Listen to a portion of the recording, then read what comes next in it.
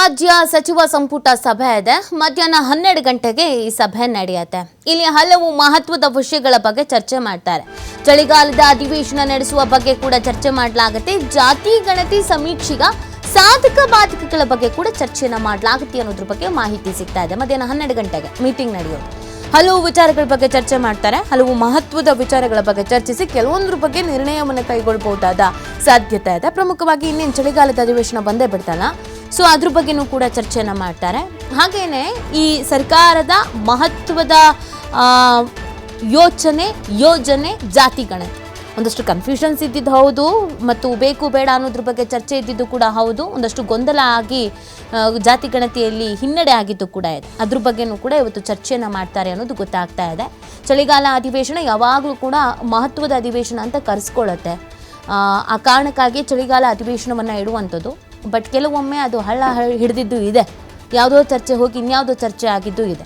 So ಈ ಬಾರಿ ಆ ಥರದಕ್ಕೆಲ್ಲ ಅವಕಾಶ ಕೊಡಬಾರ್ದು ಅನ್ನೋದ್ರ ಬಗ್ಗೆ ಕೂಡ ಚರ್ಚೆಯನ್ನು ಮಾಡಲಿದ್ದಾರೆ ಅನ್ನೋದು ಗೊತ್ತಾಗ್ತಾ ಇದೆ. ಕಂದಾಯ ಇಲಾಖೆಗೆ ನೀಡಿದಂಥ ಭೂಮಿ ವಾಪಸ್. ಮಾಚೋಹಳ್ಳಿ ಬಳಿ ಇರುವಂಥ 78 ಎಕರೆ 1964ರಲ್ಲಿ ಕಂದಾಯ ಇಲಾಖೆಗೆ ನೀಡಲಾಗಿತ್ತು.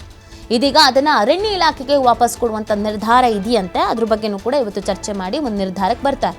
ಇನ್ನು ಮುದ್ಲಾಪುರ ಏತ ನೀರಾವರಿ ಬಾಕಿ ಕೆಲಸಗಳಿಗೆ ಅನುದಾನ ಬಿಡುಗಡೆ ಮಾಡಬೇಕು. ಸುಮಾರು 21 ಕೋಟಿ ಅನುದಾನ ನೀಡುವ ಬಗ್ಗೆ ಕೂಡ ಇವತ್ತು ಚರ್ಚೆ ಮಾಡ್ತಾರೆ ಅಂತ ಹೇಳ್ತಾ ಇದ್ದಾರೆ. ರಾಯಚೂರು ಜಿಲ್ಲೆ ಮಾನ್ವಿ ತಾಲೂಕಿನ ಮುದ್ಲಾಪುರ ಗೌರಮ್ಮ ಬಂಡಿ ಏತ ನೀರಾವರಿ ಅಭಿವೃದ್ಧಿ ಕೆಲಸಗಳಿಗೆ 32 ಕೋಟಿ ಅನುದಾನ. ರಾಯಚೂರು ಮಾನ್ವಿಯ ದದ್ದಲ್ ಬಳಿ ಇರುವಂಥ ಬಂಡಿ ಇಂದಿನ ಸಂಪುಟ ಸಭೆಯಲ್ಲಿ ಅನುದಾನಕ್ಕೆ ಒಪ್ಪಿಗೆ ನೀಡಬಹುದಾದ ಸಾಧ್ಯತೆ ಇದೆ. ಒಟ್ಟಿನಲ್ಲಿ ಇವತ್ತೊಂದಷ್ಟು ಮಹತ್ವದ ವಿಚಾರಗಳ ಬಗ್ಗೆನೇ ಚರ್ಚಿಸಿ ನಿರ್ಧಾರವನ್ನು ಕೈಗೊಳ್ಳಲಿದ್ದಾರೆ ಅನ್ನೋದು ಗೊತ್ತಾಗ್ತಾ ಇದೆ. ಸೊ ಯಾವೆಲ್ಲ ವಿಚಾರವನ್ನು ಚರ್ಚಿಸ್ತಾರೆ, ಏನು ನಿರ್ಧಾರಕ್ಕೆ ಬರ್ತಾರೆ, ಯಾವುದನ್ನೆಲ್ಲ ಪ್ರಕಟ ಮಾಡ್ತಾರೆ, ಕೆಲವೊಂದಷ್ಟು ಅನುದಾನವನ್ನು ಬಿಡುಗಡೆ ಮಾಡಿ ಅನ್ನೋದು ಬಹುದಿನಗಳ ಬೇಡಿಕೆ. ಈ ಅನುದಾನಗಳ ಬಿಡುಗಡೆ ಮತ್ತು ಕಾಮಗಾರಿ ವಿಚಾರದಲ್ಲೂ ಕೂಡ ಒಂದಷ್ಟು ನಿರ್ಧಾರವನ್ನು ಕೈಗೊಳ್ಳಬೇಕಾಗಿದೆ. ಅದೆಲ್ಲದ್ರ ಬಗ್ಗೆನೂ ಚರ್ಚೆಯನ್ನು ಮಾಡಲಿದ್ದಾರೆ. ಮಧ್ಯಾಹ್ನ 12 ಗಂಟೆಗೆ ಮೀಟಿಂಗ್ ಪ್ರಾರಂಭ ಆಗುತ್ತೆ ಅನ್ನೋದ್ರ ಬಗ್ಗೆ ಮಾಹಿತಿ ಇದೆ. ಹಾಗಾಗಿ ಸಹಜವಾಗಿ ಈ ಒಂದು ಮೀಟಿಂಗ್ ಮಹತ್ವ ಪಡ್ಕೊಳ್ತಾ ಇರೋದು. ಇನ್ನೇನು ಚಳಿಗಾಲ ಅಧಿವೇಶನ ಬಂತಲ್ಲ, ಸೊ ಚಳಿಗಾಲದ ಅಧಿವೇಶನ ಅಂತಂದಾಗ ನಾವು ಈ ಕಲ್ಯಾಣ ಕರ್ನಾಟಕ ಭಾಗದ ಬಗ್ಗೆ ಮತ್ತು ಅಲ್ಲಿನ ರೈತರ ಬಗ್ಗೆ, ಅಲ್ಲಿನ ಯೋಜನೆಗಳ ಬಗ್ಗೆ, ಅನುದಾನಗಳ ಬಗ್ಗೆ ಹೆಚ್ಚಿನ ಚರ್ಚೆ ಆಗುತ್ತೆ, ಹೆಚ್ಚಿನ ಒತ್ತು ನೀಡ್ತಾರೆ ಅನ್ನೋದನ್ನು ಹೇಳ್ತಾರೆ. ಬಟ್ ಕಳೆದ ಬಾರಿ ಎಲ್ಲ ರೈತರ ಪ್ರತಿಭಟನೆ ಮತ್ತೊಂದೊಂದಷ್ಟು ಹೈಡ್ರಾಮಾಗಳೆಲ್ಲ ಆಗ್ಬಿಟ್ಟಿತ್ತು ಕಳೆದ ಬಾರಿ.